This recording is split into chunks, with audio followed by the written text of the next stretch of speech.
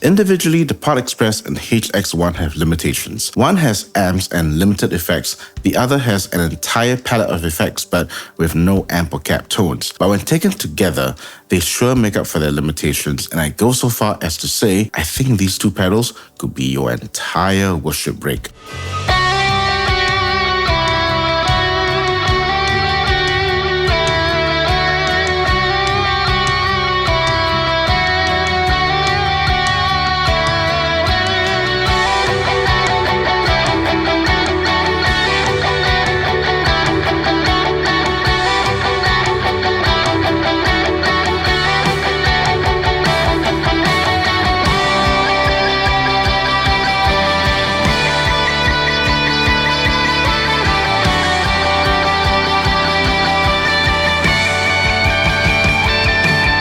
A big thank you to Yamaha for sending the Pod Express and HX1 for me to review. For full disclosure, these units were on loan to me and I don't get to keep them. Yamaha has had no say in the video and all opinions are my own.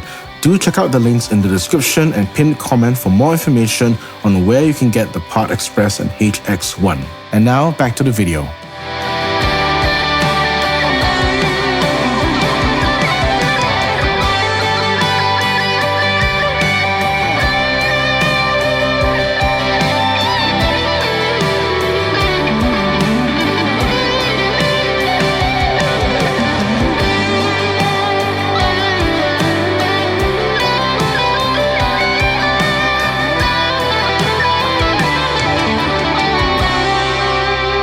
Today's video is divided into two main sections: the advantages this setup has over a conventional all-in-one modeler like the HX Stomp, and setup configurations. But before we begin, I need to set some expectations. Firstly, this isn't going to be a visual manual for the Pod Express or the HX1, although there will be elements of tweaking in order to demo how they fit into a rig for the Sunday service. Secondly, these two pedals are obviously not going to compete with the Leviathan pedal boards out there. The name of the game is necessity, and the Pod Express covers everything you need in terms of amp and cap modeling and a basic palette of effects, and the HX1 being a wild card that can help elevate the Pod Express beyond its bare necessities. With that out of the way, let's answer a question that popped up on my Instagram when I showed a sneak peek of this setup. Why don't you just get a HX Stomp? It's a good question. On the secondhand market, you could snag a HX Stomp for $600. So what advantage, if any, does this setup have? I have three for you, starting with number one, DSP allocation. On the HX Stomp, everything is processed by a single DSP chip, which makes certain amp and effect combinations impossible. As far as DSP expenditure is concerned, you either have to go effects heavy, amp light, or effects light, amp heavy. This limitation does not exist on the Pod Express HX1 Duet. Hang on, HX1 Pod Express. HOPE. Neat. Let's refer to this as the Hope Rig. How fitting for a worship rig, huh? The Hope rig does not run into a DSP limitation problem because the HX1 has enough DSP to take on the heaviest effect on its own without affecting the Pod Express, since they are two different devices. Number two, scalability. Anyone who's had a HX Stomp will tell you that despite it being touted as a pedal board friendly device, it's kinda not. You need a current doubler on almost every power supply, and then you need an adapter cable to fit the specific barrel size. All additional expenses, mind you. So when I say that the Hope rig is pedal board friendly, it really is. Both take 500 milliamps and standard plug sizes, which makes them compatible on every modern power supply without the need for adapters. So for the beginner who starts with the Hope rig, it's easy to scale up and start building a bigger rig around these two pedals. Who knows, maybe you'll end up with a rig like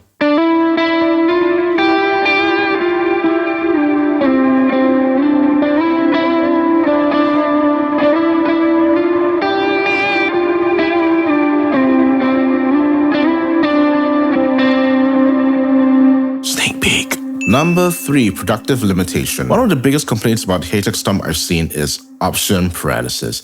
It can feel overwhelming when scrolling through what seems like endless options of subtle varieties of amp tones and effects, which is why I think having the Pod Express scaled down and purposefully limited is a good thing. You spend less time tweaking, more time playing, and get to know the amps and effects much more intimately. Coupled with HX1's limit of one effect at a time, you need to plan ahead. For the purposes of demonstration, I'll be using DSP heavy effects. Setup 1, HX1 Post Pod Express. Here we'll use the HX1 for the Heliosphere delay and reverb combo. In the Heliosphere, the reverb only affects the delay, so having a stacked delay sound with the Pod Express's digital delay ensures that there's not too much separation between the dry and the wet signal. The trick lies in the flux function, accessed by long pressing the tap tempo to change the control function and then pressing it to toggle the second state of effects seamlessly. Here, I've turned the reverb mix and decay up for a big ambient tone for the breakdown bridge.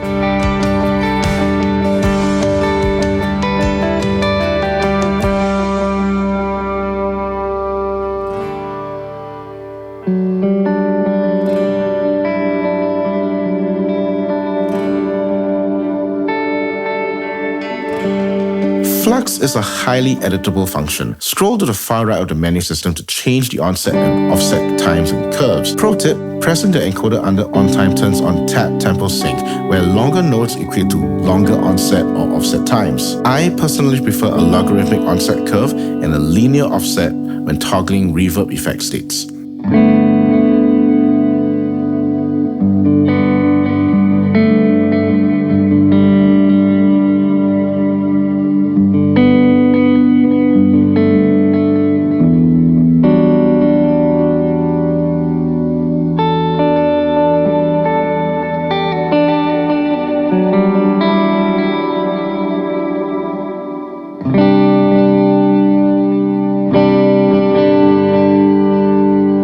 By the way, this Pod Express preset will be available for free on my free pack, so do check out my Buy Me a Coffee page to download it and to support my ministry if you are so led to. Like the video if this has been of value to you. Thank you very much. Setup 2, HX1 Pre-Pod Express. Here we'll use the HX1 for drive section and pitch bass effects.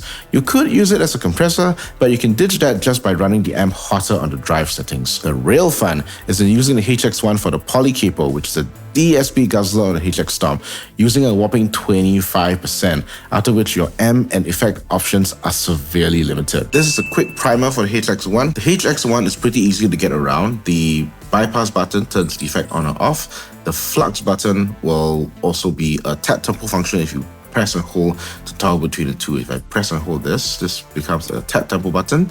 If I press and hold again, this becomes the flux button. You can change the effects by either moving the effect knob or you can press the button. This will bring up available effects. This is currently in the pitch effect category. If you want to change the effect category, you just need to use the left and right buttons. This will bring out one level up to the effect categories: pinch, synth, wah, reverb, and so on and so forth. If I wanted to make this a compressor, all I needed to do was hit on the dynamics, and this will become a compressor. I don't want to use this as a compressor. I want to use this as a pitch effect, specifically the polycapo. And the way to do that is I'm going to navigate away from this. So I'm going to press the effects category. I'm going to navigate out, bring this down to pitch, bring this down to polycapo, which this would have been an impossible combination on HX Stomp because the polycapo takes up so much DSP, you can't load up an AC30 style amplifier. So now that you're here, the arrow buttons here will change the parameters that you can tweak using the 3 encoders down here. Now, you come to a problem. When you press the flux button, nothing seems to change. There doesn't seem to be an effect that can be fluxed. To make any parameter fluxed, you press and hold the encoder underneath the particular parameter. This is set to -2. What I want the flux to do is change between -2, -1, and the bypass to go back to 0. Press and hold the encoder, and you can see, I think you can see this on the screen. Now when I press the button, it moves from the minimum to maximum, and you can see that this is not what I want because I don't want the -12 to +12. Okay, I want the bypass to be -1 and I want the flux to be -2. So now I'm going between -1 and -2. But you see now there's a slight problem. The flux is taking its time to go from one state to another state. We need to get rid of the onset and the offset. And to do that, we go to the right at the end where you've got on time here. I'm going to turn this down to 0. Same thing, off time to 0. And now you should see that this goes from instantaneously. Now I have 3 states of pitch: bypassed, -1, and -2.